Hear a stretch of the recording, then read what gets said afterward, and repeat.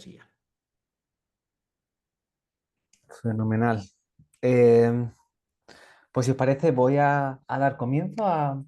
la charla que, en cierta manera, lo que intento, el enfoque que va a tener va a ser un poco asentar inquietudes que habitualmente pueden surgir en relación a la proteína vegetal asociado a diferentes desenlaces de salud. Es verdad que por el tiempo, pues vamos a ver algunos detalles que pueden ser más interesantes, pero podríamos abordarlo en gran medida o en mayor medida como tal y como vamos a hacer en el máster, ya que pues, implica bastantes matices o bastantes consideraciones, que incluso algunas de ellas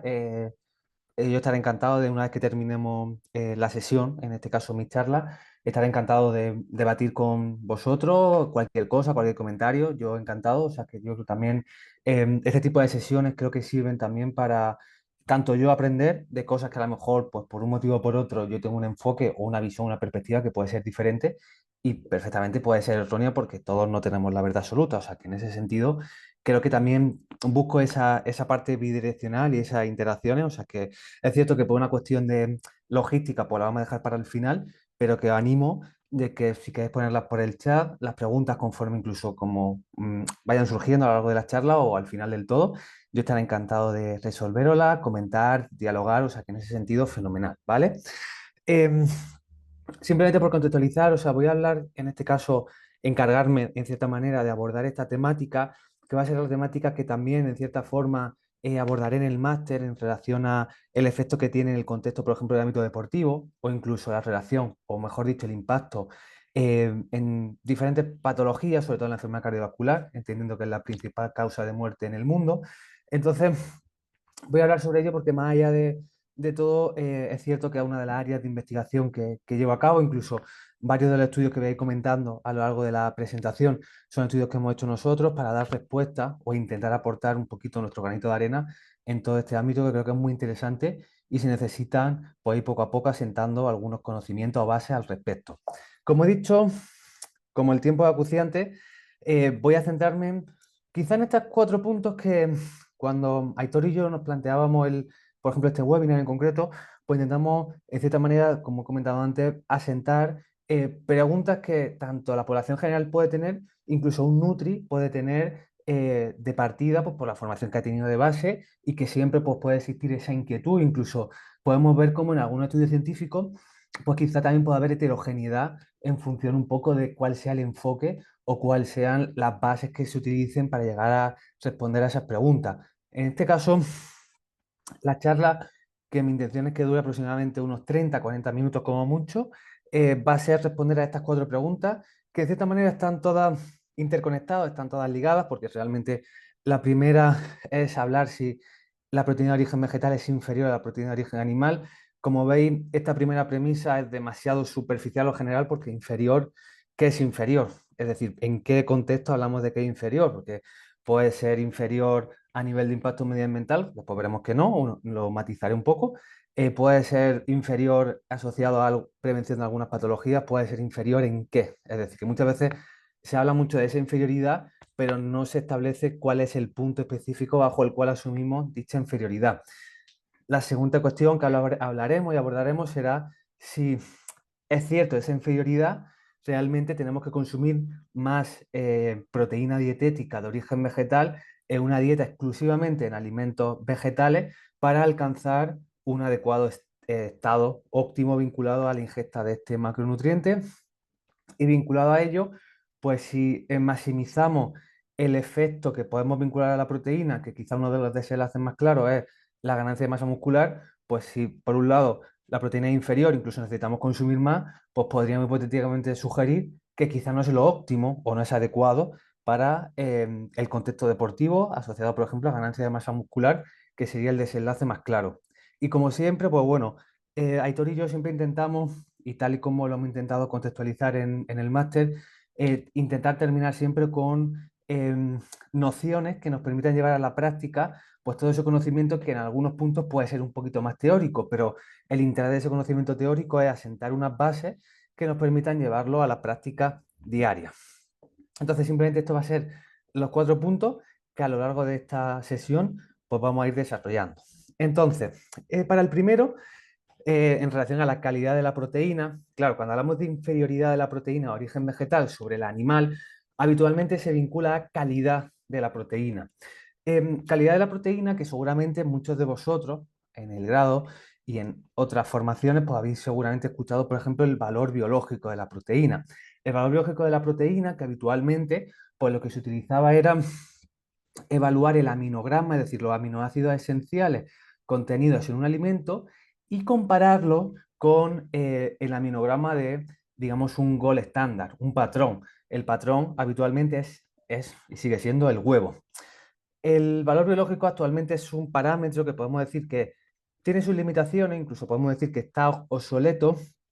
al menos en comparación a otros marcadores que son los dos que aparecen aquí, el PDCAS y el DIAS, que lo explicaré de una manera muy sencilla, pero que son los marcadores, y sobre todo el segundo, el DIAS, que utilizamos realmente para evaluar la calidad de una proteína. ¿A qué hablamos de calidad de una proteína? Pues básicamente estos dos parámetros van un paso más allá del famoso valor biológico que hemos escuchado siempre, ya que estos marcadores evalúan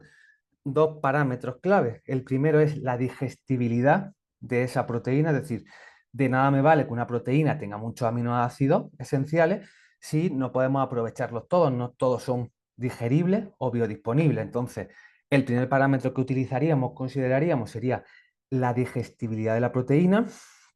En este caso, están muy ligados un marcador y otro, son marcadores distintos. El PDK se evalúa la digestibilidad fecal. En el caso del DIA se utiliza la digestibilidad ileal. Esto, para que lo entendáis de una manera sencilla, básicamente se utilizan modelos animales, habitualmente modelos de cerdo, en los cuales básicamente lo que se le hace es se les da una dosis estandarizada de proteína dietética y si yo sé cuánta cantidad de proteína dietética ha consumido en este caso ese modelo animal y cuantifico cuánto hay, por ejemplo, en las heces, en el caso del PDCAR, o evalúo cuánto hay en el ilion, puedo saber que la diferencia entre lo que ha consumido y lo que estoy viendo que está perdiendo en la heces o en el ilion, la diferencia es lo digerible. Entonces, lo primero que contextualizamos es la digestibilidad. El DIAS es el ideal porque se ha podido comprobar cómo cuantificar la digestibilidad en el ilion es más preciso que cuantificarla a nivel fecal, porque a nivel fecal puede haber ciertas pérdidas y, digamos, infravaloren los valores reales asociados a digestibilidad. Por eso, la única diferencia entre un parámetro y otro es dónde se cuantifica esa pérdida, por decirlo de una forma, de proteína. Ese es el primer parámetro y el segundo parámetro, lo más interesante, es una vez que ya sabemos cuántos aminoácidos son digeribles de esa proteína que estoy evaluando, no la comparamos con una proteína patrón, el huevo, porque la pregunta sería ¿por qué utilizamos el huevo? ¿Cuál es el criterio para establecer que el gol estándar, la proteína ideal es el huevo? Asumimos una, digamos, una perspectiva pues quizás más realista o más integral de una forma y utilizamos los requerimientos que establece la OMS para cada aminoácido esencial. Es decir, una vez que yo sé cuántos aminoácidos hay, cuál de esos aminoácidos se ha podido digerir en mayor o menor proporción, nosotros comparamos esos aminoácidos que se han digerido respecto a los requerimientos que establece la OMS para dicho aminoácido. Por lo tanto, no utilizamos un patrón llamado huevo, sino que nos vamos a una aproximación mucho más real, que es decir, qué o cuáles son los requerimientos específicos de ese patrón. Incluso en este sentido, esto un poco por curiosidad, si profundizáis sobre este tema, veréis como el PDCAS y el DIAS existen para valores específicos de cada proteína de origen animal o vegetal para diferentes grupos etarios, para niños, para mayores y para ancianos, básicamente porque los requerimientos de aminoácidos esenciales que establece la OMS son diferentes para cada población. Por ende, la calidad de esa proteína va a ser diferente en función de la población a la que se destine esa proteína en ese sentido, cómo la evaluamos. Entonces,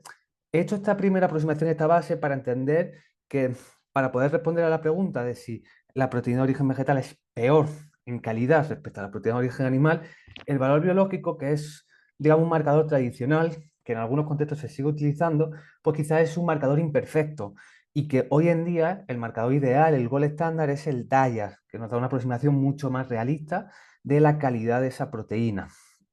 Cuando nos vamos a evaluar la calidad en base al DIAS de diferentes fuentes de proteína animal y vegetal, nosotros publicamos a principios de este año, publicamos una revisión muy interesante en el cual intentamos de cierta manera, pues,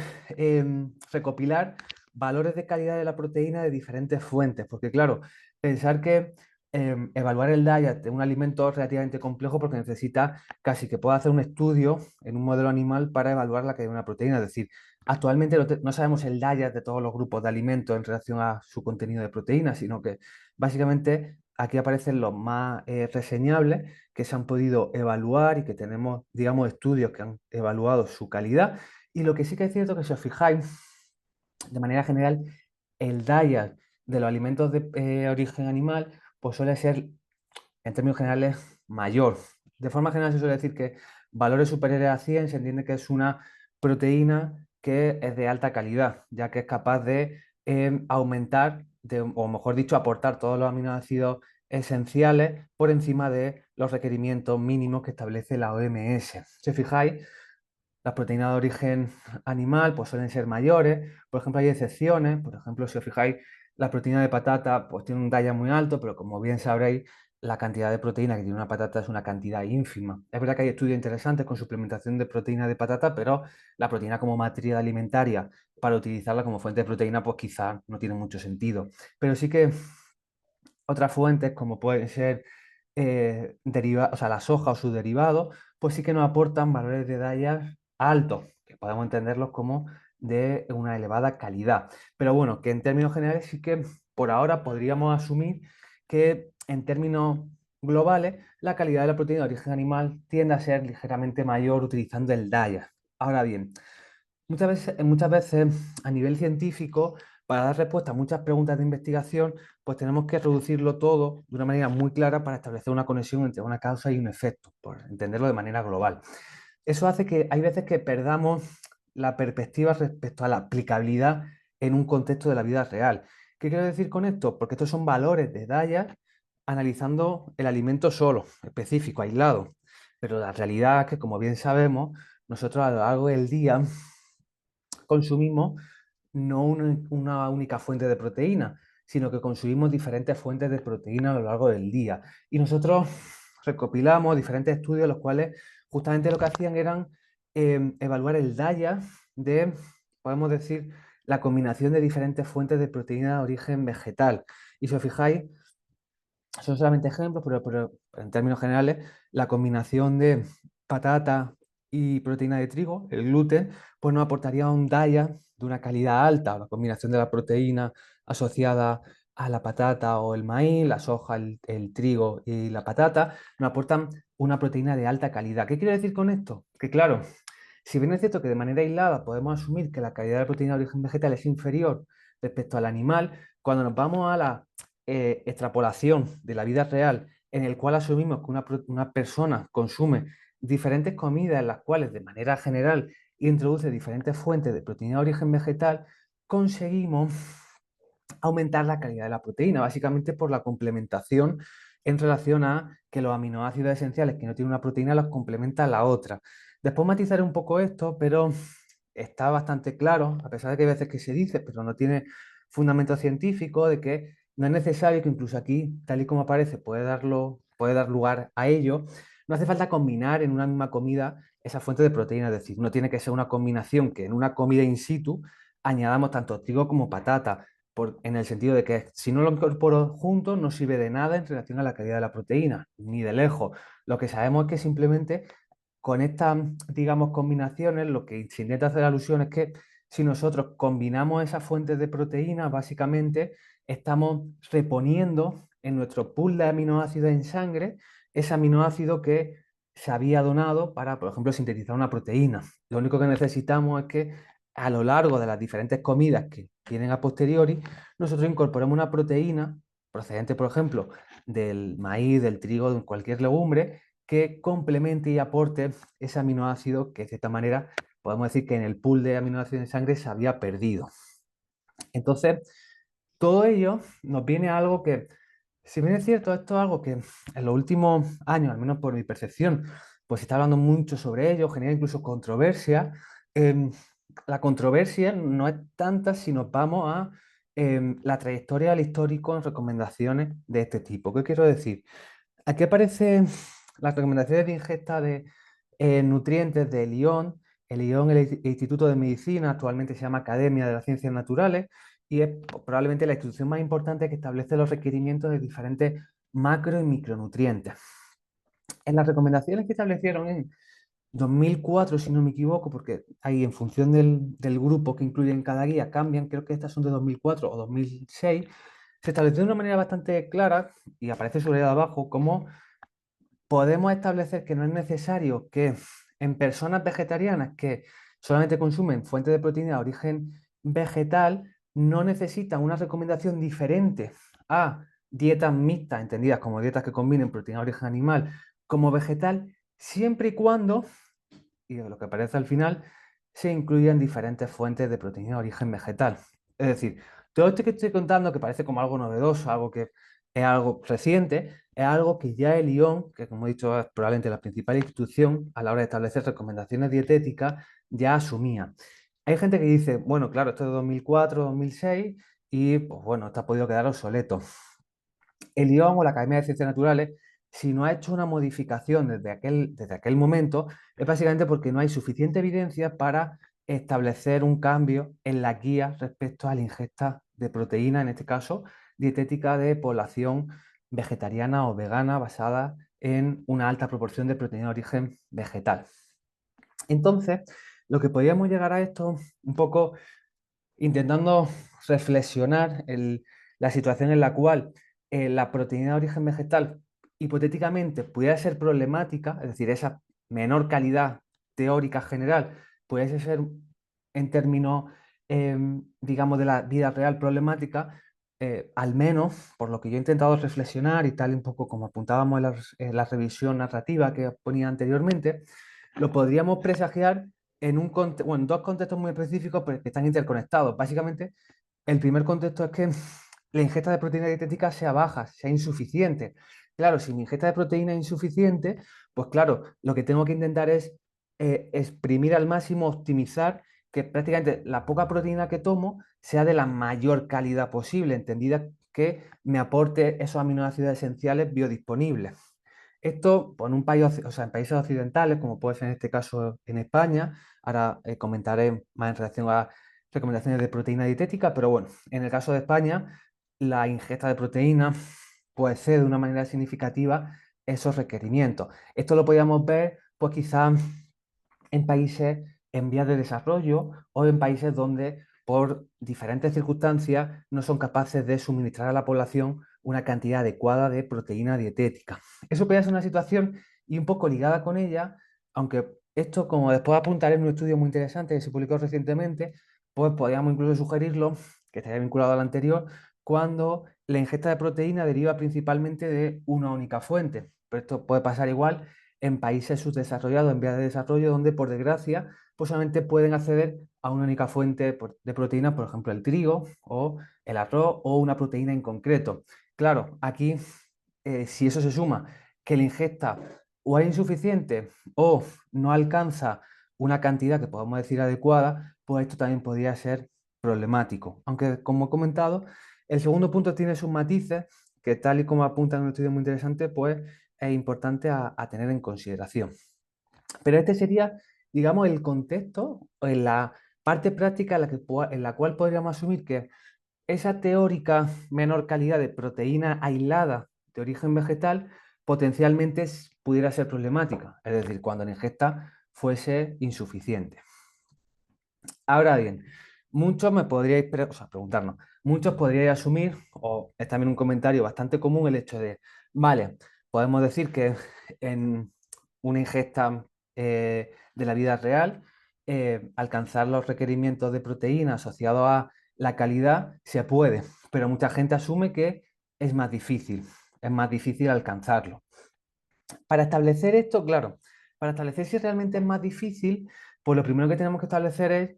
el consenso en relación a cuál es la ingesta adecuada. Porque claro, si hablamos de que la ingesta adecuada, ya hablaremos sobre ello, es 2 gramos de proteína, kilogramo de peso día, pues claro, probablemente a partir de proteína de origen vegetal sea más difícil y quizá no es que sea tan difícil, sino que para alcanzar esa ingesta de proteínas tengamos que tener también una ingesta más alta de otros macronutrientes y que eso dificulte por la parte de saciedad o por cualquier otro factor alcanzar esa ingesta. Entonces, claro,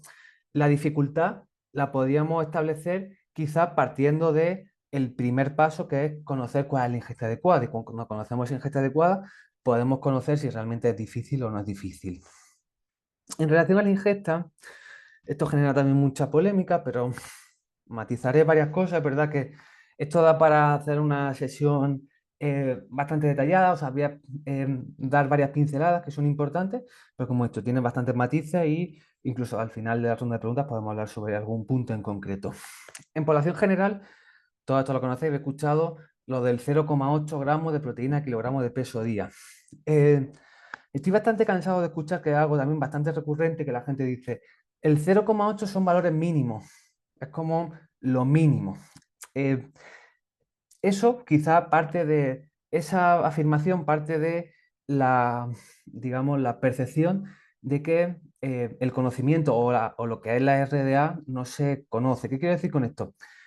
Las RDA, que son la que establece que la ingesta son 0,8 gramos de proteína a kilogramo de peso día, la RDA es básicamente cuál es la ingesta adecuada que permita cubrir los requerimientos de ese nutriente para el 97,5% de la población. Entonces, no es una cantidad mínima, sino que es prácticamente la cantidad que nos permite em, conseguir un adecuado estado de salud vinculado a ese nutriente en, podemos decir, toda la población, el 97,5% de la población. Entonces, esto, digamos, un poco para desmitificar esa alusión que es bastante común de decir que ese valor de 0,8 es un valor mínimo. No, es un valor para tener un adecuado estado nutricional vinculado a los efectos fisiológicos que tiene la ingesta de proteína dietética en el 97,5% de la población. Ahora bien, la proteína, que ahora después se lo vincularé con, digamos, el contexto que potencialmente se sugiere que es más problemático, pero aquí de manera visual aparecen diferentes fuentes de proteína de origen vegetal. Podríamos hablar casi una por una, pero simplemente por matizar, pues como bien conocemos, probablemente las fuentes más interesantes, tanto por frecuencia de consumo, por cantidad y calidad de proteína, pues son las legumbres y sus derivados. Hablamos tanto de las legumbres muy vinculadas a la zona del Mediterráneo, como pueden ser lentejas, garbanzos, similares. Hablamos de legumbres como puede ser la soja más asiática y sus derivados, o algunos productos partidos de lo que se conoce como alternativa a la carne o análogo a la misma. A partir de aquí, pues sí que hay otras fuentes, como pueden ser las semillas o los frutos secos, que podemos decir que tiene una cantidad significativa de proteína, pero esa cantidad significativa de proteína viene adherido a un aporte de otros macronutrientes como puede ser la grasa. Quizá el ejemplo más conocido, el más paradigmático es la mantequilla de cacahuete. La mantequilla de cacahuete tiene 30 gramos de proteína cada 100 gramos de producto, pero de forma colateral tiene 50 gramos de grasa. Entonces, claro, eso supondría que para alcanzar una ingesta digamos, alta de proteína, tendríamos que añadirle un aporte sustancial de grasa. ¿Eso es un problema? Pues depende, porque claro, si por ejemplo hablamos de un contexto deportivo en el cual necesitamos cubrir requerimientos de 4.000 kilocalorías,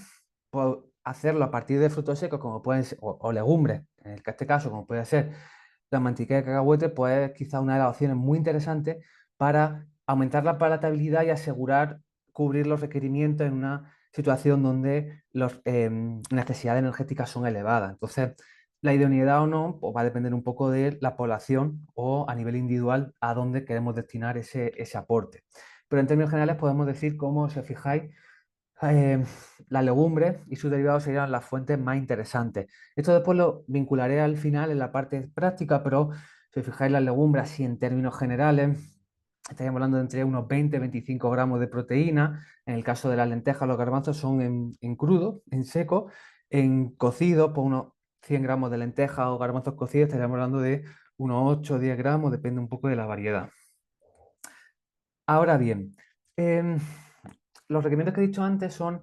en población sana para cubrir los requerimientos del 97,5% de la población. Mucha gente dice, vale, eso es para población general, pero ¿qué pasa en población donde podemos decir que hipotéticamente la proteína adquiere un mayor papel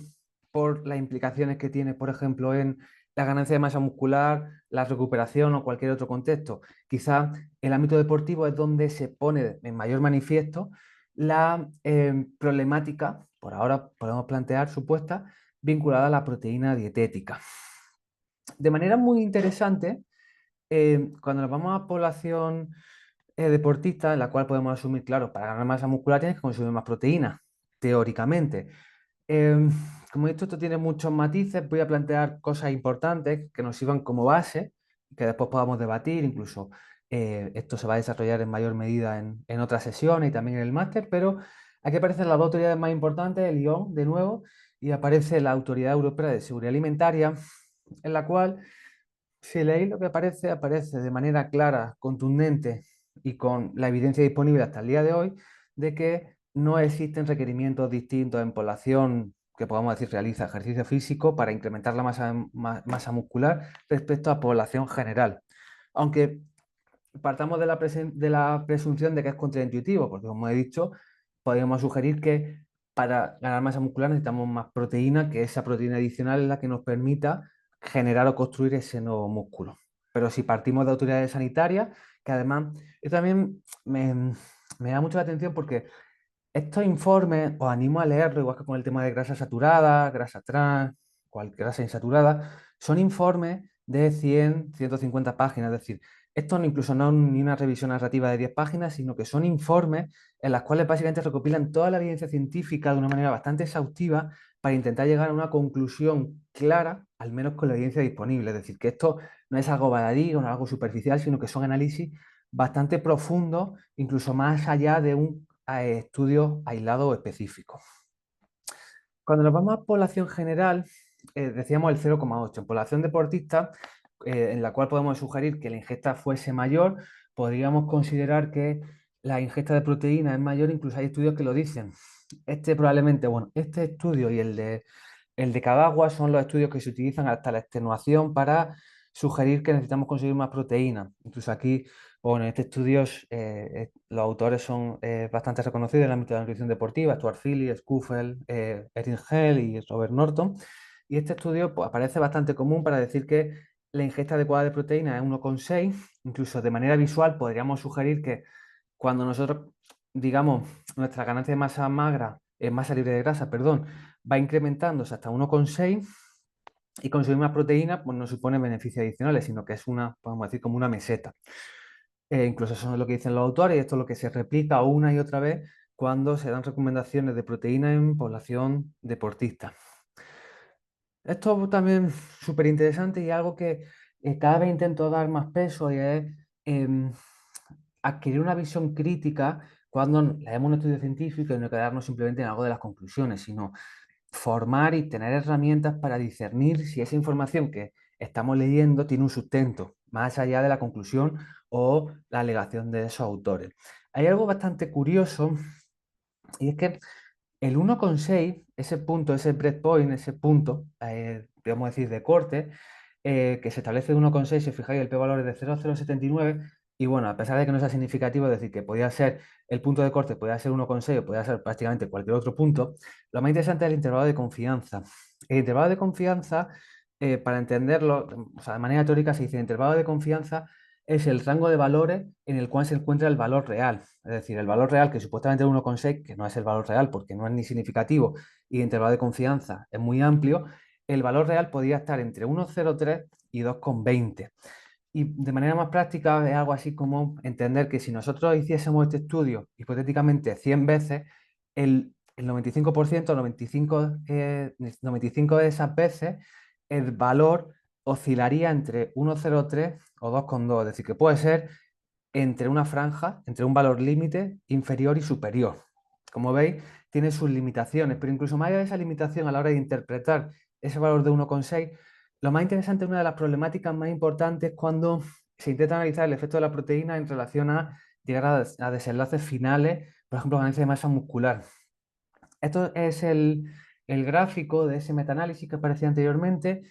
En ese metaanálisis separan entre personas no entrenadas y población entrenada. En población no entrenada no se ven diferencias, incluso en los estudios por separado, si os fijáis, todos pasan por el cero, es decir, que no hay diferencia. Y en los cuatro únicos estudios en personas entrenadas, en el overall, en el general, sí que hay diferencias, pero si os fijáis, esas diferencias vienen condicionadas por un único estudio que es el de CRIP. Es decir, es un outlier ese estudio respecto a los demás. De cierta manera, ese estudio empuja un poquito hacia que el valor final global sea a favor de un mayor consumo de proteína en este sentido. Este estudio, cuando analizamos, que por eso digo, muchas veces cuando hablamos de una revisión sistemática de metaanálisis, parece que se suele decir, es la cúspide de la evidencia científica. Puede serlo, pero la calidad de una revisión sistemática en metaanálisis viene condicionada por los estudios que incluye. Si los estudios que incluye son heterogéneos, son de escasa calidad por diferentes cuestiones metodológicas, la calidad de esa revisión sistemática en metaanálisis, pues podemos decir que es bastante deficitaria. Entonces, la calidad de una revisión sistemática en metaanálisis queda siempre condicionada por los estudios que incluye, en este sentido. ¿Por qué digo todo esto? Porque cuando analizamos ese estudio de CRID, y esto pasa con otros muchos estudios con proteínas, ensayos clínicos con proteínas, este estudio hace cosas muy peculiares o bastante llamativas. En este estudio se pudo observar cómo el grupo que se suplementaba con proteína aumentó su peso corporal 4 kilos, que son cantidades bastante notorias, y de masa líquida de grasa 1,8. Cuando se analiza el desglose de ingesta dietética, se puede observar cómo el grupo que estaba suplementado con proteína de origen vegetal, es decir, que consumía proteína, perdón, respecto al grupo que no consumía proteína en su forma de suplemento, el final total, ese grupo consumía 600 kilocalorías adicionales, es decir, estaban en superávit calórico. ¿Y por qué esto es súper importante? Porque cada vez tenemos más conocimiento que incluso más allá de la proteína, el principal determinante que establece el rendimiento deportivo y por ende la ganancia de masa muscular, que es la adaptación a esa situación, a ese desempeño físico, es la disponibilidad energética. Claro, si hay un grupo que está consumiendo mucha más calorías, mucha más energía, realmente perdemos la noción de si el efecto viene condicionado porque ese grupo consume más proteína o viene condicionado porque ese grupo tiene una mayor ingesta energética. Estamos añadiendo un factor de confusión. Estamos haciendo que otro mediador de esa relación causa y efecto, meterlo en esa ecuación y perder realmente o diluir, dar respuesta a esa pregunta de investigación. Y más cuando cada vez tenemos más certeza de que incluso más allá de un nutriente específico, el factor crítico para el desempeño físico a nivel de rendimiento es la ingesta energética. Si consumimos mucha más energía, pues mayor disponibilidad de la misma para hacer frente a ese contexto. Y claro, aquí la cuestión sería establecer eh, ¿por qué supuestamente no hay diferencia? Es decir, porque a pesar de que podríamos sugerir de que si nosotros realizamos ejercicio físico, cuando se produce esa adaptación al ejercicio, esa ganancia de masa muscular, necesitamos más proteína, que es la que se utiliza de manera adicional para emplearla en la ganancia de masa muscular, en la recuperación o en cualquier otro contexto. Esto se entiende de una manera bastante sencilla, de que el equilibrio entre la ingesta y el uso de proteína, igual que el de otros muchos nutrientes, está altamente regulado. Y sabemos que conforme nosotros aumentamos la ingesta de proteína, digamos, empezamos a ser menos eficientes en su uso. Este estudio es súper chulo porque en este estudio compararon una ingesta de 0,7 gramos de proteína a kilogramos de peso día, incluso cantidades ligeramente inferiores a esos 0,8, comparado a 1,5 gramos de proteína a kilogramos de peso día. Lo que se pudo ver es cómo el grupo con 0,7, podemos decir, aprovechaba en mayor medida esa ingesta de proteína. Básicamente eso se medía con la fenilalanina en plasma, que es un marcador subrogado de esa ingesta de proteína dietética. Se veía, si os fijáis en los puntitos en blanco, se veía como eh, los valores posasortivos tras la ingesta de esa proteína eran ligeramente mayores respecto al que tenía esa ingesta en 1,5 gramos de proteína, es decir, era más eficiente en su uso. Y esa mayor eficiencia es la que después se vinculaba a lo que podemos decir el desenlace, que por eso este estudio es muy interesante porque no solamente evalúan el balance de nitrógeno, evalúan los niveles plasmáticos tras la ingesta, sino que evalúan uno de los desenlaces asociados a esa ingesta, que es la síntesis proteico-muscular. Y pudieron ver cómo independientemente de una ingesta u otra, 0,7 o 1,5, la síntesis proteico-muscular no cambiaba en un grupo respecto al otro, básicamente porque el que consumía menos aprovechaba mejor esa proteína adicional. Y esto, lo que sí que tiene un pequeño matiz, que como he dicho, esto podríamos abordarlo durante mucho tiempo, o sea, durante una sesión bastante larga, no va a dar tiempo, pero sí que hay un pequeño matiz que es otra de las problemáticas que pasa en muchos estudios, y es que, claro, em, esa fijación, es decir, esa eficiencia en el uso de la proteína que ingerimos respecto a la que se elimina, por decirlo de alguna forma,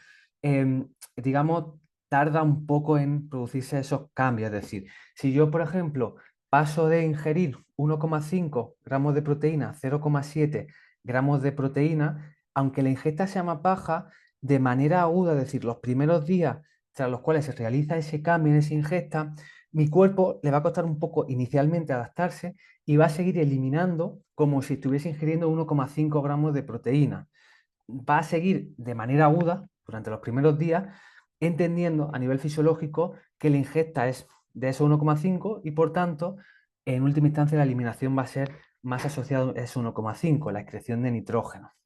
Eso es lo que se conoce como adaptación, está muy estudiada. Hay muchos estudios al respecto que los podríamos ver en otro momento, incluso si estáis interesados los puedo enviar. Y eso es lo que ayuda a entender que, claro, en estudios,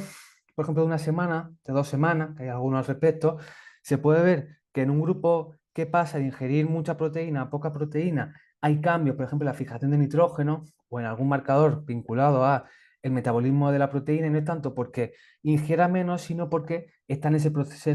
proceso de adaptación, ¿vale? Entonces, es un punto importante, quizá más metodológico a la hora de interpretar estudios y sobre todo entender que esa adaptación implica el hecho de que tengamos que dejar un tiempo prudencial para evaluar o sea, realmente el efecto de esa proteína,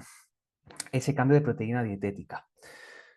Como he dicho, y todo esto que estoy comentando era un poco para establecer los requerimientos en población general,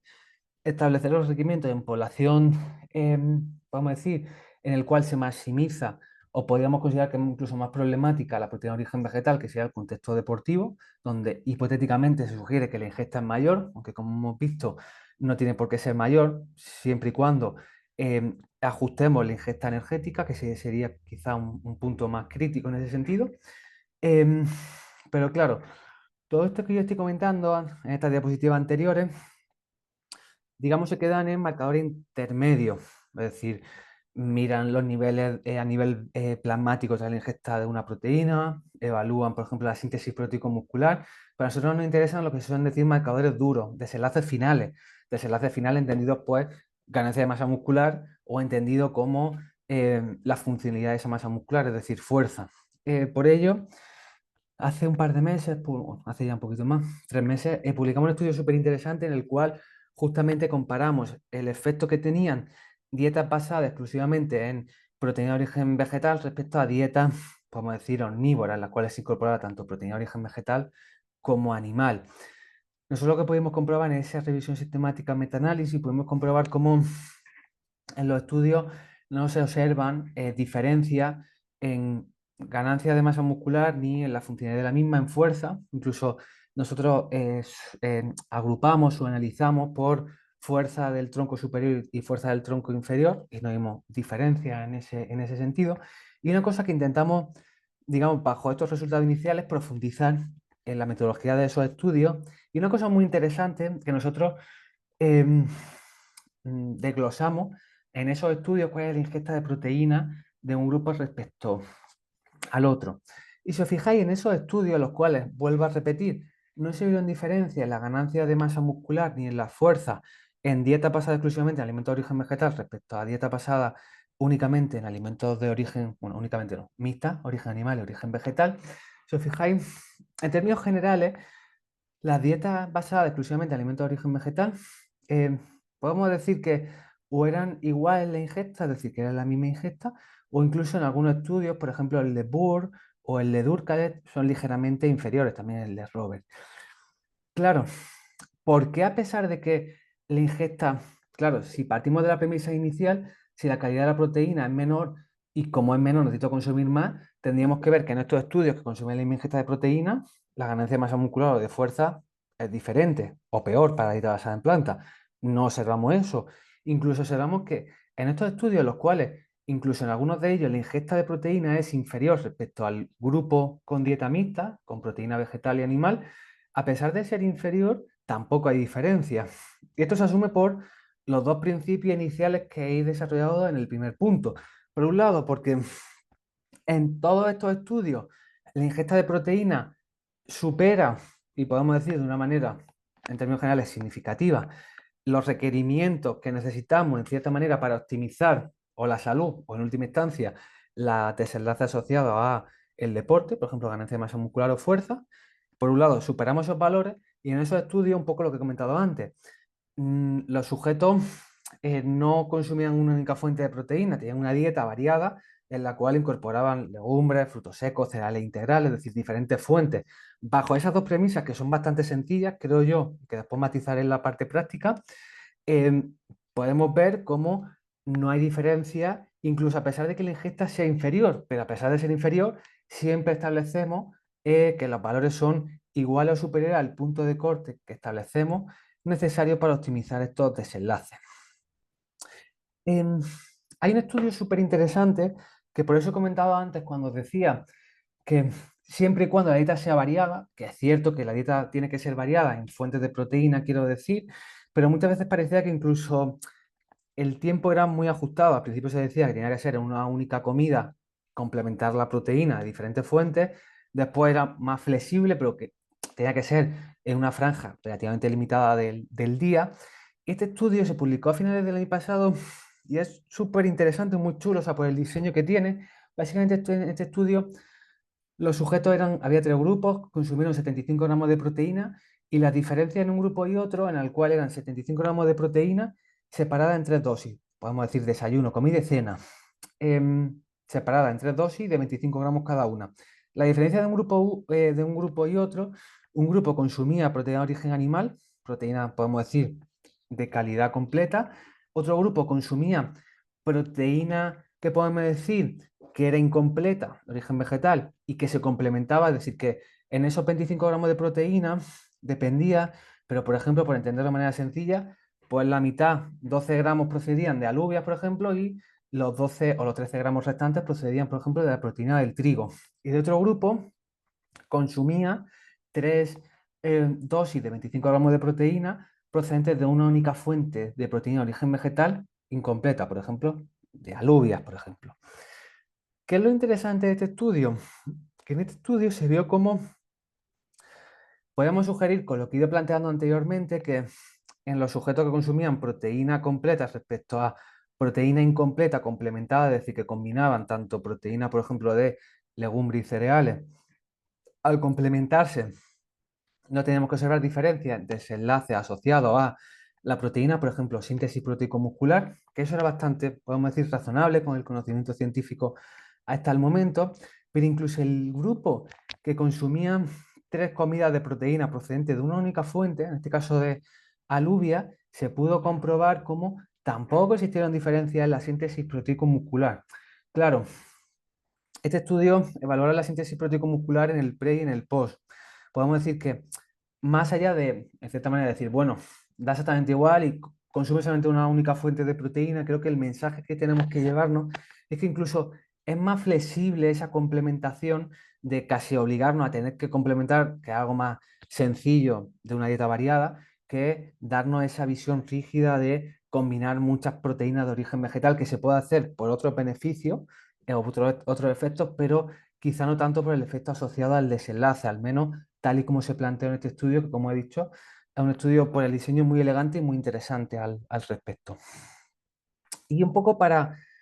englobar este último punto, eh, Stuart Philly, no sé si lo conocéis, pero bueno, uno de los investigadores más importantes, bueno, más reconocidos en el ámbito de la proteína, él inicialmente, bueno, hasta hace no tanto tiempo y bueno, todavía un poco, es un poco escéptico con el tema de la proteína vegetal y siempre alegaba en relación a que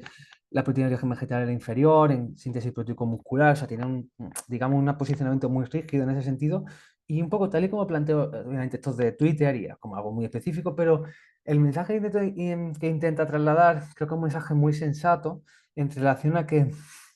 más allá de obsesionarnos con otros aspectos que no he tocado, como es el timing de la proteína, otra serie de consideraciones, pero en este caso la calidad de la proteína, incluso más importante que la calidad de la proteína, el factor crítico no es tanto la calidad, sino que nosotros seamos capaces de incorporar la ingesta de proteína adecuada a lo largo del día. Es más, que esos pequeños detalles, el factor crítico es que el global de esa proteína dietética se alcance. Incluso, como tampoco lo hemos hablado, pero incluso la dieta es importante, pero el efecto de la dieta viene condicionado por el ejercicio. Incluso esto podríamos desarrollarlo, o sea, no lo hemos desarrollado porque no da tiempo, pero el ejercicio es el factor determinante, el trigger que detona el posicionamiento para ese efecto asociado a la síntesis proteico-muscular. Claro, también está muy interconectado, mediado, porque para rendir más, si tienes más disponibilidad energética, vas a rendir mejor. En ese sentido, hay como una interconexión, pero más allá, en este sentido, con lo que nos concierne aquí, más que obsesionarnos con la calidad de la proteína, el factor determinante es que nosotros seamos capaces de cubrir esos requerimientos de proteína, que después veremos en la parte práctica, pues bastante más sencillo de lo que habitualmente nos preocupamos y quizá no es un nutriente tan crítico en este sentido como hipotéticamente por diferentes fines se ha intentado vender en este sentido. Y ahora bien, hay una cuestión muy interesante porque, claro, es verdad que me he centrado al principio en esa parte, en una cuestión de contexto deportivo, porque quizá donde se maximiza la potencial problemática asociada a la diferente calidad de la proteína, pero hay una cuestión que es muy interesante, o sea, llevo mucho tiempo reflexionando sobre esto y es que en nutrición muchas veces tenemos como una visión muy sesgada en relación a que establecemos que, por ejemplo, la proteína, recomendamos proteína de calidad y asumimos que la proteína es de calidad porque cuanto más biodisponible sea es mejor. De igual forma pasa con, por ejemplo, el hierro hemo animal respecto al hierro no hemo, que como es más biodisponible, asumimos como es sinónimo, en cierta manera, que más biodisponibilidad es mejor, es más calidad. Pero claro, hay una paradoja bastante llamativa de que a nosotros realmente cuando hablamos de biodisponibilidad, podemos decir que la biodisponibilidad de un nutriente, llámese proteína o llámese cualquier otro nutriente, macro o micro, como el hierro, si hablamos de micro, pues en el caso de la proteína, la calidad de la proteína o su biodisponibilidad es más bien, podemos decir o asumir, como un marcador subrogado del efecto final, pero muchas veces parece que el efecto final bajo el cual establecemos una recomendación de proteína es ese marcador intermedio, por ejemplo, la biodisponibilidad. Y en este sentido, ¿qué quiero decir con todo esto? ¿De qué nos sirve, o cuál es la pregunta en este sentido? ¿De qué nos sirve decir que una proteína es muy biodisponible si cuando esa persona consume más proteína de este tipo más biodisponibles, lejos de tener mejores resultados de salud asociados a enfermedades crónicas no transmisibles o mortalidad por las mismas, lejos de tener una mejora en este sentido, tiene un empeoramiento? Es decir, a mí me da exactamente igual la calidad o la biodisponibilidad de una proteína si a través de eso o de ese marcador subrogado no conseguimos en última instancia mejorar lo que nos interesa mejorar, que son los parámetros, lo que podemos conocer como los objetivos de la salud pública en este sentido. ¿Por qué digo ello? Porque la proteína de origen animal, mejor dicho, de diferentes fuentes de origen animal, que asumimos que es de mayor calidad, de manera paradójica, que es lo que intentaba plantear en esta diapositiva, de manera paradójica, a pesar de que sea de mayor calidad, cuando nos vamos a desenlaces finales asociados a salud o enfermedad, prevención de la misma, podemos asumir que no se traduce en una mejora de la misma, sino que asumimos que eh, reducir el consumo de esa proteína de mayor calidad a costa de aumentar la proporción de esa proteína de peor calidad de origen vegetal teórico, lo que implica son mejores resultados de salud. Y esto, digamos, no es una cosa, eh, digamos, aislada de un estudio en concreto, sino que, como es lo importante, cuando intentamos interpretar la evidencia científica, esto se ha replicado en diferentes poblaciones, en diferentes contextos, en diferentes situaciones, es decir, que no es algo aislado. Estos son simplemente tres ejemplos, dos estudios prospectivos y un estudio, un RCT, un ensayo controlado aleatorizado, en el cual básicamente lo que se observa es que conforme reducimos la proporción de esa proteína de mayor calidad, lo que estamos consiguiendo es mejores resultados de salud si se hace a costa de aumentar la proporción de proteína que teóricamente es de peor calidad. Entonces, muchas veces es el desmitificar o el cambiar ese pensamiento muy rígido de asumir que la calidad de una proteína es lo que determina, en cierta manera, la recomendación de la misma. Y de nada nos sirve si cuando nos hacemos la pregunta final, la importante, que es si con eso consigo vivir más y mejor, no lo conseguimos. Entonces no tiene ningún sentido establecer ese criterio para ello. Y también en relación, porque esos estudios antes eran estudios prospectivos, observacionales, justamente, o sea, hoy nos han aceptado una revisión sistemática, metanálisis de ensayos contra aleatorizados súper chulas, esto es totalmente en primicia, todavía no se ha publicado, pero que justamente evaluamos lo que es, seguramente muchos de vosotros lo habéis escuchado, la importancia del comparador, la importancia de saber con qué estamos comparando. Y cuando lo que podemos saber es que cuando nosotros reducimos el consumo de proteína de origen animal, sobre todo, digamos, tenemos más certeza, por ejemplo, con proteína cárnica, tanto roja, no procesada como procesada, que teóricamente se dice que es de mayor calidad, tiene hierro hemo que es mejor, lo que consumimos, o sea, lo que hacemos si se hace a costa de aumentar la proporción de proteína de origen vegetal, conseguimos, por ejemplo, reducir dos de los marcadores más importantes de riesgo cardiovascular, como el colesterol total o el colesterol LDL. Entonces, es un poco para reflexionar esa concepción que tenemos de establecer la calidad o la biodisponibilidad de un nutriente a partir del cual establecemos recomendaciones del mismo. Y ya para finalizar, ir en tiempo y no demorarme demasiado, ¿cómo aplico todo esto? Pues un poco lo que he intentado transmitir, y intento condensarlo en esta información, en esta diapositiva, mejor dicho, es que quizás la proteína no es un nutriente tan crítico como nos han hecho pensar por diferentes cuestiones, pues podemos decir de industria o cualquier otro factor. No es un factor tan crítico asumiendo los requerimientos del mismo, incluso si tuviésemos que establecer recomendaciones para alcanzar esos requerimientos de proteína y un adecuado estado nutricional en base a ese nutriente, pues quizás la recomendación que podríamos hacer es que básicamente ser capaz de cubrir los requerimientos energéticos. Muchas veces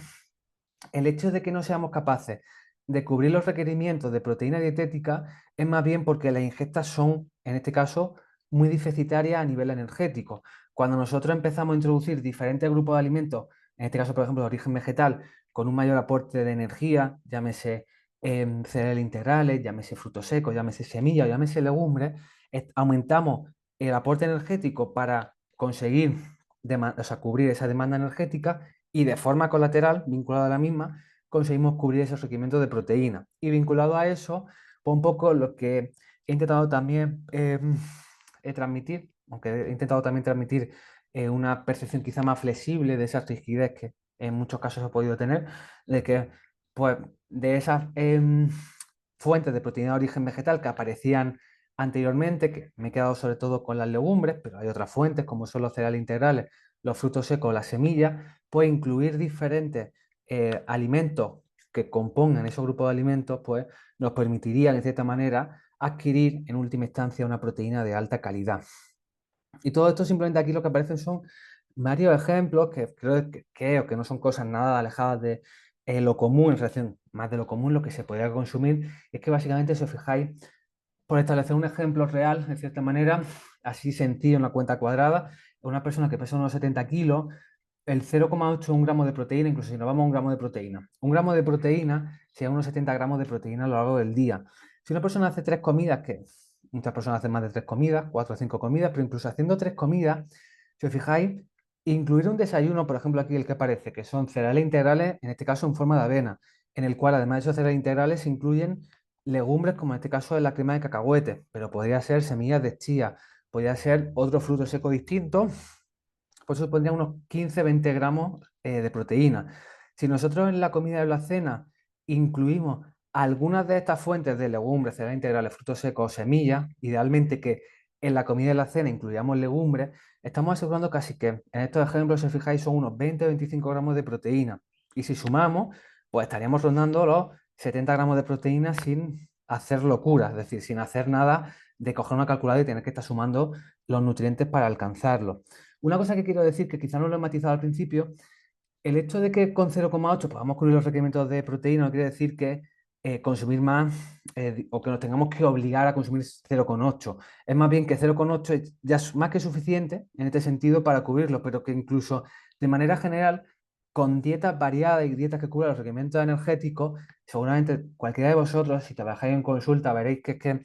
es una dieta variada de diferentes fuentes de proteína, tanto vegetal, animal, en este caso específicamente vegetal, es que casi el 0,8, o sea, tienes que de manera como muy clara intentar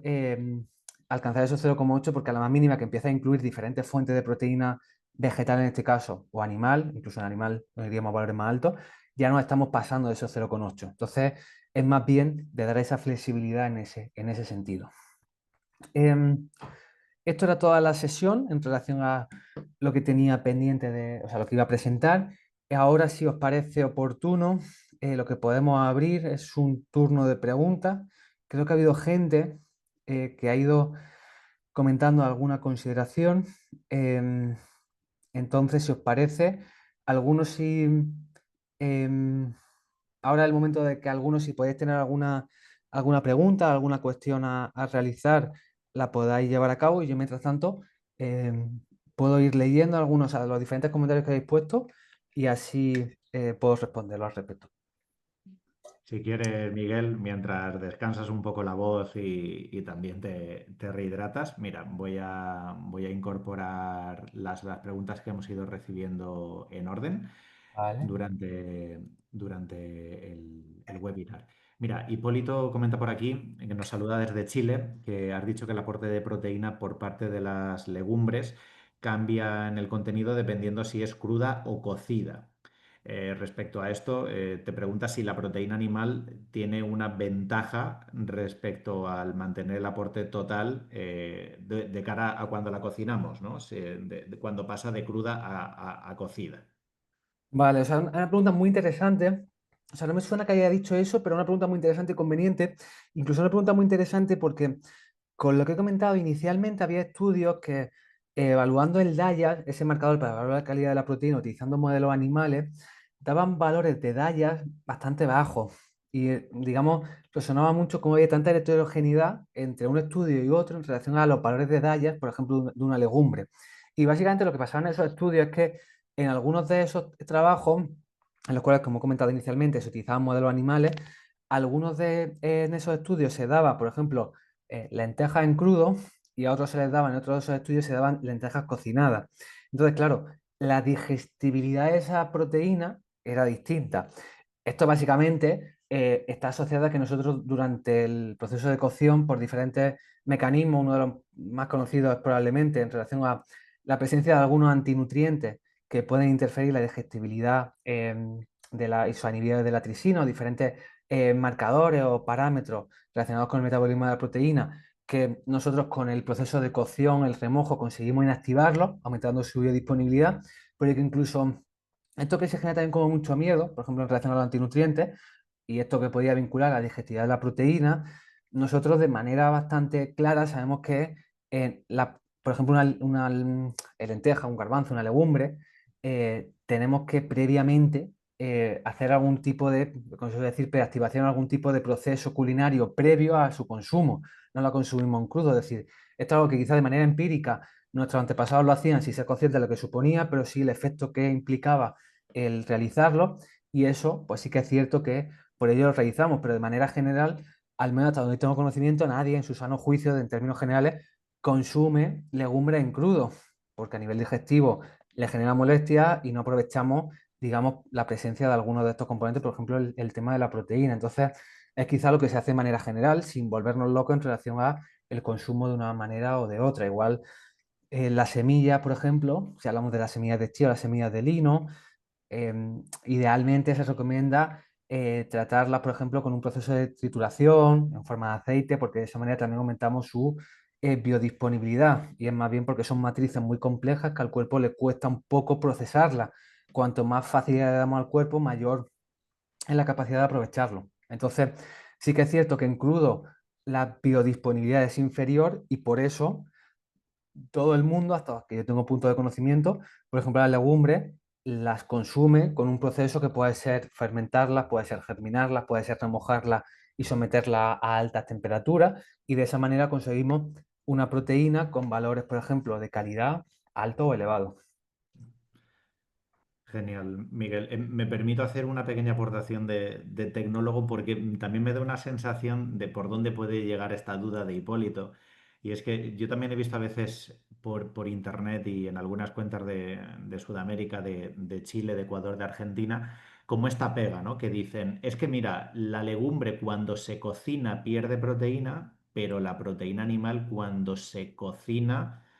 mejora. Y yo creo que se debe simplemente a un sesgo de la preparación. Es decir, que cuando la legumbre la cocinamos, tendemos a hidratarla. No es que pierda proteína, sino que como absorbe agua, todo el contenido de nutrientes respecto al neto se diluye. Mientras que la proteína animal tiende a deshidratarse, porque nos viene en fresco y ese filete de carne o ese filete de pescado tienden a perder agua y por lo tanto a concentrarse en proteína. Entonces yo sí que he visto por ahí alguna comparativa de estas un poco sesgadas, como que dicen, mira, es que las legumbres decís que cuando las cocináis mejoran y en realidad pierden proteína. Y no es así, se trata de la derivación propia de una rehidratación mientras que la carne, el pescado o el huevo pues tienden a deshidratarse, ¿no? Porque al calentarles pierden agua. Te leo otra pregunta que viene por aquí de Rosario, que dice que cuando incluimos la variable edad, ¿a qué edad aumentarías más la proteína? Vale, sí, sí, habitualmente se asume que conforme vamos envejeciendo, la eficiencia del aprovechamiento de esa proteína es inferior a lo que se suele decir resistencia, o sea, resistencia anabólica, que es básicamente que la síntesis proteico-muscular se ve deteriorada en relación a la degradación proteico-muscular. La resistencia anabólica sí que ocurre, otra cosa es en relación, o sea, una cosa es el desenlace, que sería resistencia anabólica, entendida como la síntesis de proteína, la síntesis proteico-muscular es inferior, en este caso, respecto a población general, población joven, pero otra cosa distinta, que es diferente, es cuando hablamos de la ingesta de proteína a partir de diferentes fuentes. Es cierto que en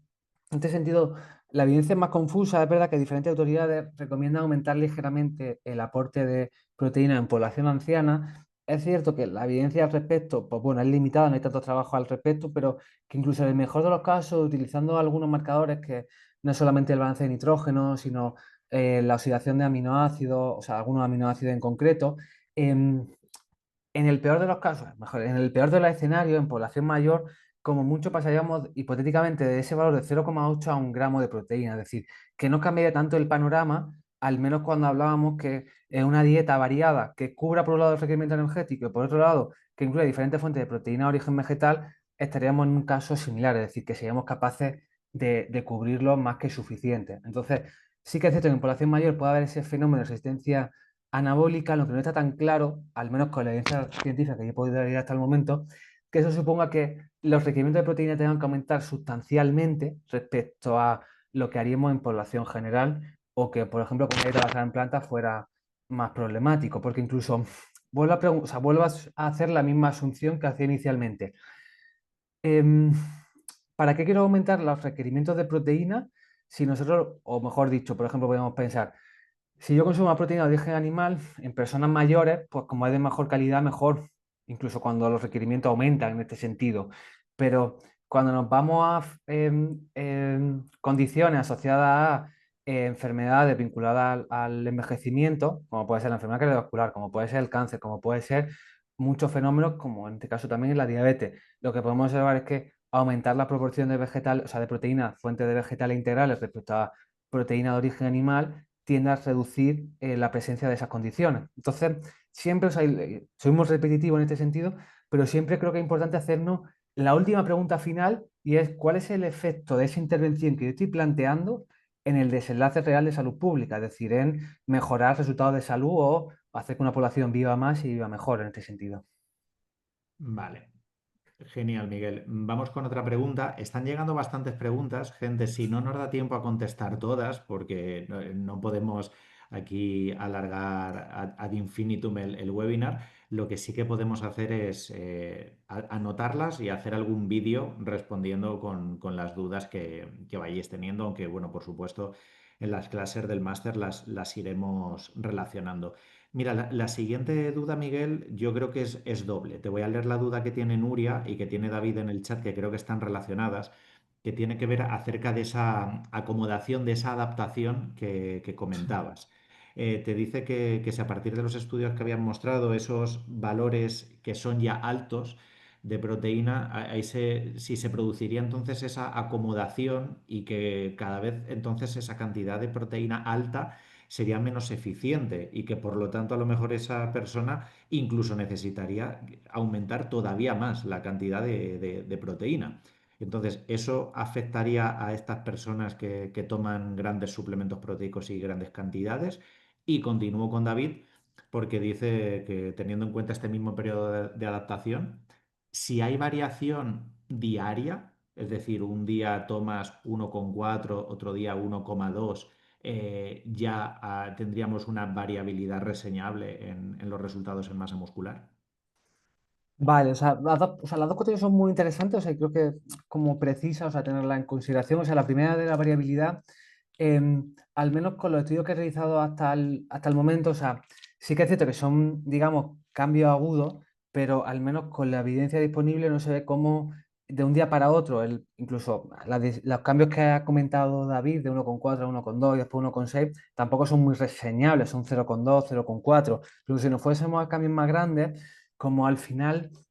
nosotros tenemos un pool de aminoácidos en sangre que en cierta manera nos sirve ligeramente como almacén, o sea, nosotros no podemos almacenar la proteína como almacenamos el glucógeno, o sea, la glucosa en forma de glucógeno o la grasa en forma de tejido adiposo, pero tenemos un mínimo almacén de proteína en ese pool en sangre de aminoácidos. En cierta forma, eso nos permite almacenar un poquito, es decir, que incluso si nosotros de un día para otro pasásemos de 1,4 a 1,2, esa ligera diferencia hipotéticamente se podría almacenar de forma aguda a nivel plasmático, es decir, estos cambios los podríamos asumir cuando ese cambio dietético ocurre, digamos, ligeramente prolongado. Es decir, si nosotros pasásemos de 1,2 a 1,6 o viceversa, y eso lo mantenemos varios días, en este sentido, ahí sí que lo podemos más, o sea, identificar, pero de un día para otro, al menos con lo que yo he podido leer hasta el momento, no se ven básicamente por ese pool de aminoácidos en sangre que tenemos, que sirve un poco para compensar ligeros vaivenes o desbalances de un día para otro. Y en relación a la anterior pregunta de Nuria, eh, o sea, no sé si la pregunta de Nuria, o sea, porque no la he podido leer en concreto y con lo que me ha comentado Aitor creo que va un poco por ahí. eh, Ese fenómeno de tolerancia hipotética, pues por ejemplo, que se suele decir de la tolerancia a la cafeína o otra serie de suplementos, de que algo así como cada vez necesito más cantidad para obtener el mismo efecto. La verdad que yo no he leído mucha literatura al respecto, o al menos no hay mucha al respecto. Lo que sí que sabemos es que básicamente conforme nosotros incrementamos la ingesta de proteína, básicamente la eficiencia de su uso es inferior, pero básicamente por una cuestión de sentido común a nivel fisiológico, porque ya hemos cubierto las necesidades fisiológicas bajo las cuales asumimos el destino de esa proteína. Pues básicamente para sintetizar a nivel anabólico, sintetizar diferentes tejidos y almacenar lo mínimo que se pueda a nivel de ese pool en sangre. Entonces, todo lo adicional podemos decir que adquiere otra vía, pues uno se puede eliminar ligeramente por orina, pero otra parte sustancial se produce lo que se conoce como el proceso de desaminación, es que se separa el grupo amino de la cadena hidrogenada y esa cadena o sea, el grupo amino se elimina en orina y la cadena hidrogenada se utiliza para obtener pues, básicamente diferentes fuentes que puede ser como grasa. Entonces, eso es lo que hace que nosotros conforme aumentamos la proteína, como esa cantidad adicional no tiene un desenlace fisiológico para la función propia de la proteína, lo que estamos utilizándola es para básicamente otros fines que no son los mismos. Entonces, ese fenómeno que no sé si iba por ahí de tolerancia, yo no lo he podido, no lo he identificado, no lo he leído en detalle, pero sí que sabemos de una manera bastante clara que cuanto más cantidad de proteína vamos ingiriendo, la eficiencia es menor, tanto en cuanto hayamos cubierto esos requerimientos. Vale, genial, Miguel. Y vamos con una última, las estamos seleccionando por orden de llegada, porque también hay por aquí muchas preguntas que vamos a apuntar para responder más adelante, porque Ricardo nos ha preguntado por la biodisponibilidad con pacientes hospitalizados, han preguntado también por paciente bariátrico y la proteína whey, es decir, nos anotamos muchas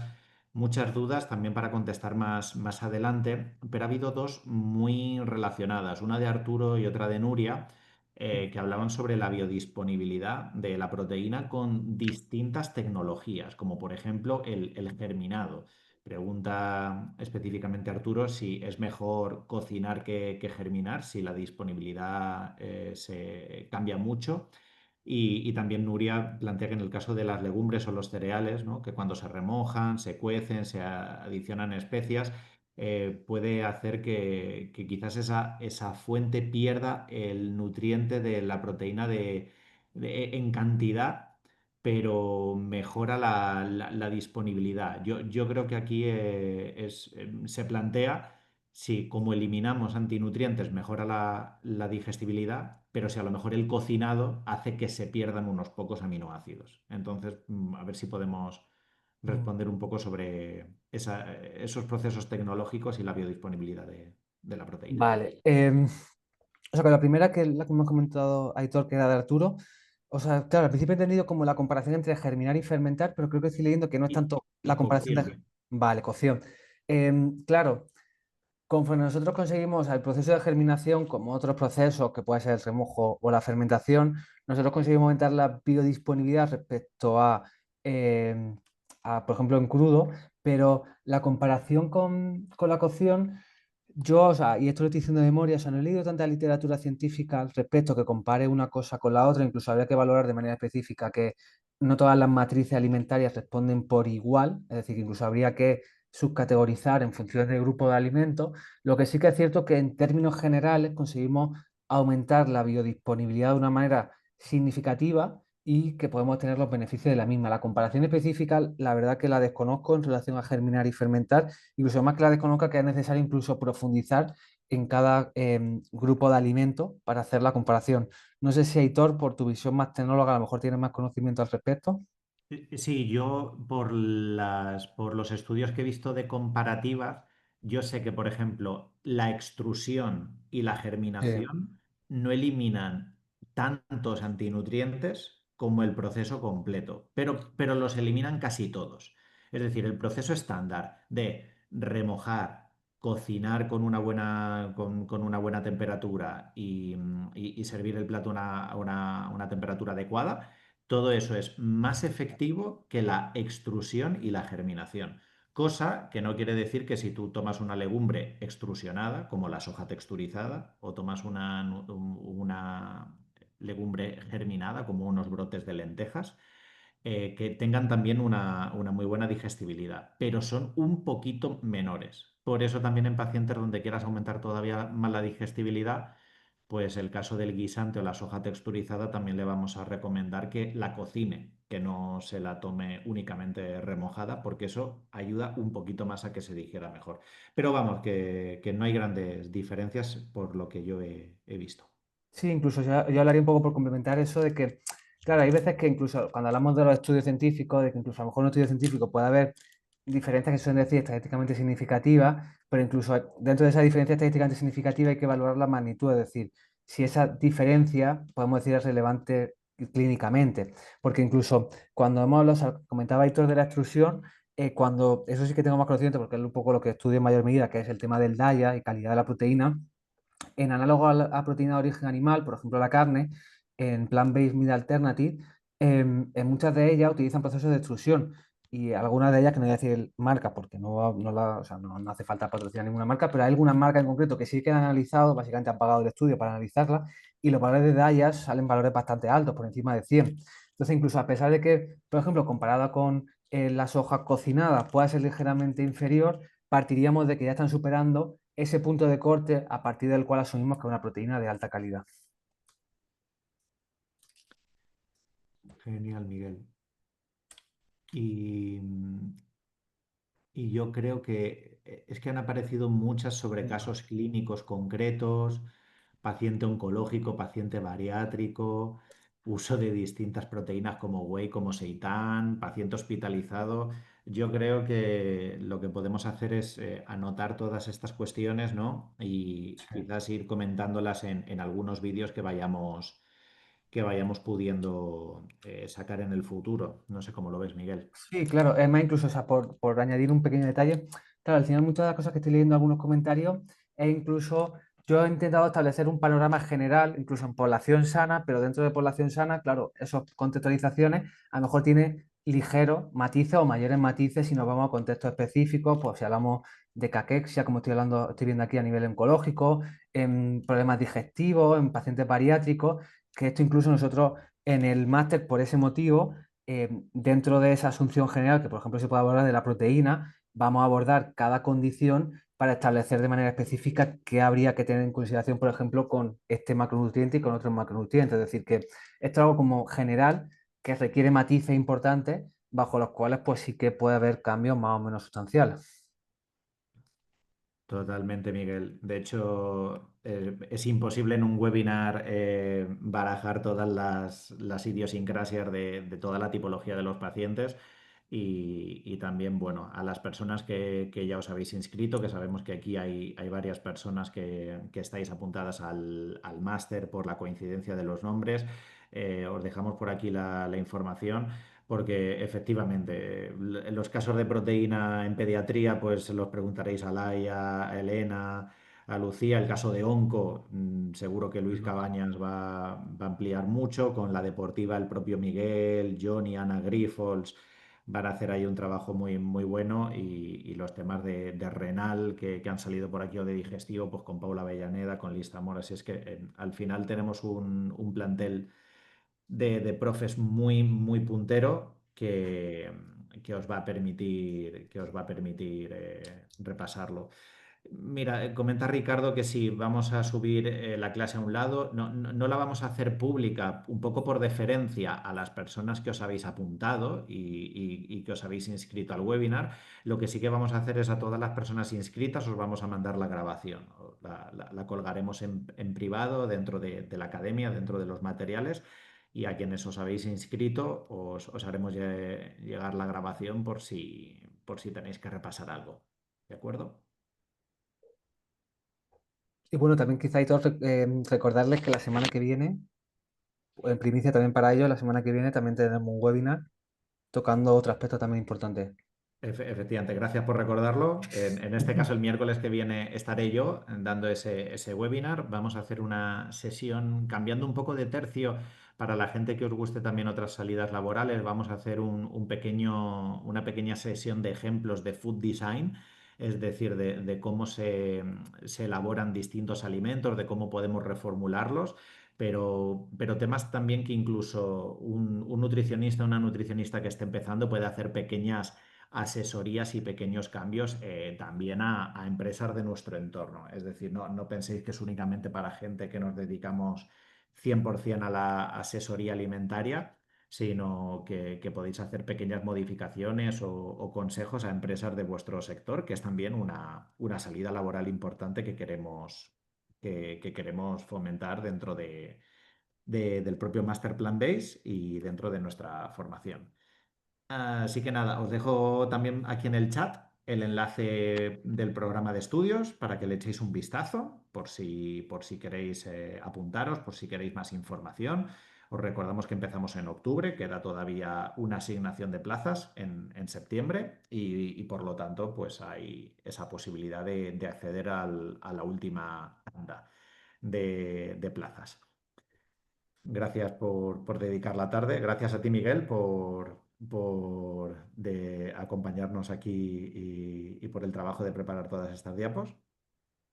O sea, un placer y sobre todo que haya resultado de interés y que incluso como hemos visto que muchas de estas cosas las podemos abordar en futuras sesiones, o sea que en este sentido también nos sirve para saber a qué interesa y cómo también trabajarlo en ese sentido. Eso es. Y tomamos nota de esas dudas que no hemos podido responder por falta de tiempo y porque han suscitado tanto interés. Y nos vemos en el próximo webinar y nos vemos en el inicio del máster. Gente, un saludo a todo el mundo. Chao.